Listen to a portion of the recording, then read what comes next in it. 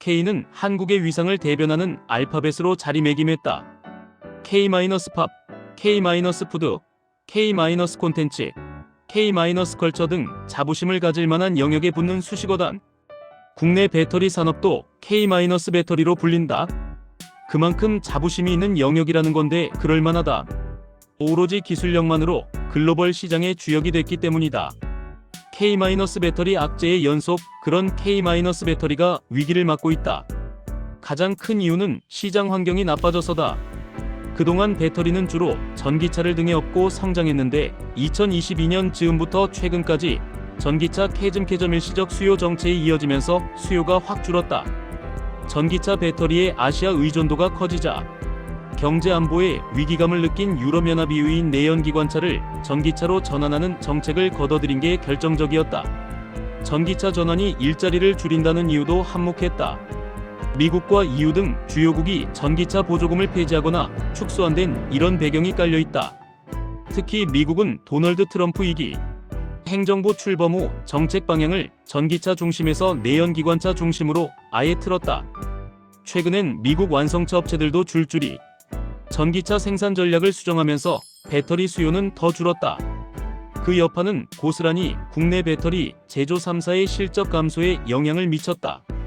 최근 국내 배터리 제조 3사가 발표한 2025년 4분기 실적 연결 기준 영업이익을 보면 LG에너지솔루션 1,220억 원과 삼성 SDI 2,992억 원, SK온 4,414억 원까지 모두 적자를 기록했다. 참고 그나마 LG에너지솔루션은 지난해 3분기까지 수익성 중심의 수주 다변화로 연간 영업이익에선 1조 3,461억 원의 흑자를 기록하며 선방했다. 하지만 삼성 SDI와 SK온은 연간 영업이익에서도 각각 1조 7,224억 원과 9,319억 원의 적자를 냈다. 그런데 이런 위기는 처음이 아니다. 사실 본격적인 전기차 시대의 개막과 함께 K-배터리 산업도 주목을 받았지만 K-배터리는 뜰만하면 온갖 악재로 고초를 겪었다. 예컨대 중국 시장을 중심으로 전기차 시장이 폭발적으로 성장하던 2016년 우리나라 정부가 사드 THAAD 고도미사일 방어체계 배치를 결정하면서 K-배터리는 직격탄을 맞았다. 중국이 자국의 인증을 받지 못한 배터리엔 전기차 보조금을 지급하지 않기로 했는데 K-배터리엔 인증을 내주지 않은 거다. 2017년엔 태양광 등 재생에너지 붐을 타고 영역을 넓힌 에너지 저장 장치 ESS 시장에서 악재가 터졌다. LG에너지솔루션과 삼성 SDI가 공급한 ESS용 배터리가 열폭주로 불타는 사고가 연이어 발생했기 때문이다. 이후 사고 원인 조사에서 명확한 화재 원인을 규명하지 못하자 국내 ESS 시장은 급격하게 식었다.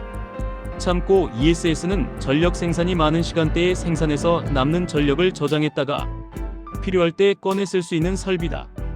일종의 대형 배터리다. 사진유시스 고육지책으로 업계는 유럽과 미국 시장으로 눈을 돌렸다. 유럽과 미국의 대규모 생산 시설을 짓고 현지 시장 공략에 나섰다. 다행히 유럽에서 전기차 붐이 불면서 호재를 만나는 듯 했다. 하지만 막상 설비를 가동하면서 수익을 낼만 하니까 또 악재가 터졌다. 앞서 언급한 유럽과 미국의 보조금 축소 폐지와 트럼프의 정책 변화가 그것이다. 이처럼 K-배터리의 역사는 순탄함과는 거리가 멀었다.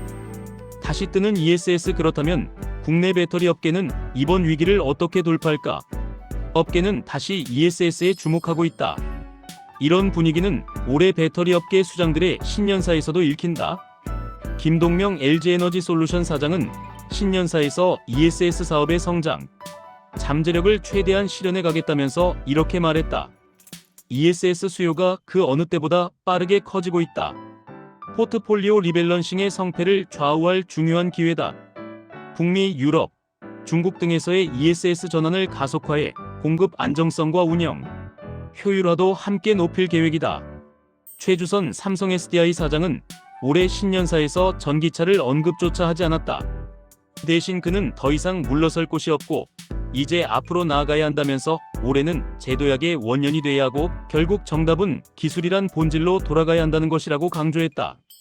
이석희 이용욱 SK온 사장은 미드니켈 배터리와 리튬 인산철의 FP, 배터리 등 핵심 기술 개발에 힘을 쏟는 동시에 ESS를 중심으로 수주 성과를 창출하겠다고 전했다.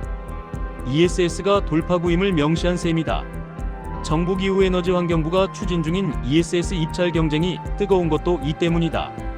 지난해 12월 기후부는 ESS 중앙계약시장을 개설해 대규모 ESS 프로젝트의 입찰을 시작했다. 제11차 전력수급기본계획에 따라 재생에너지 출력 제어 완화와 개통 안정화를 위해 2038년까지 23GW 규모의 ESS를 구축하는 계획의 일환이다. 이번 프로젝트의 ESS 구축 규모는 540로, 사업비만 1조 원 내외로 예상된다. 특히 정부가 15년간 장기 계약 보상을 맺기 때문에 국내 배터리 제조 3사엔 놓칠 수 없는 사업이다. 업계 관계자는 이번 입찰은 지금의 위기를 넘길 현금 확보 기회이기도 하지만 향후 200조 원대로 성장할 것으로 예상되는 글로벌 ESS 시장의 패권을 쥐기 위한 승부처로 여겨져서 치열한 경쟁이 예상된다고 분석했다. 사진뉴시스. 하지만 배터리 업계가 띄운 ESS 승부수에도 한계가 있다는 지적이 나온다. 사실 K-배터리가 고전하는 사이 자국 시장을 발판으로 성장한 중국 배터리 업계가 LFP 배터리를 무기로 이미 글로벌 ESS 시장에서 경쟁력을 확보해서다. 시장조사업체 SN리서치에 따르면 지난해 글로벌 ESS 배터리 제조사별 출하량 순위를 보면 1위부터 7위까지가 모두 중국 업체였다.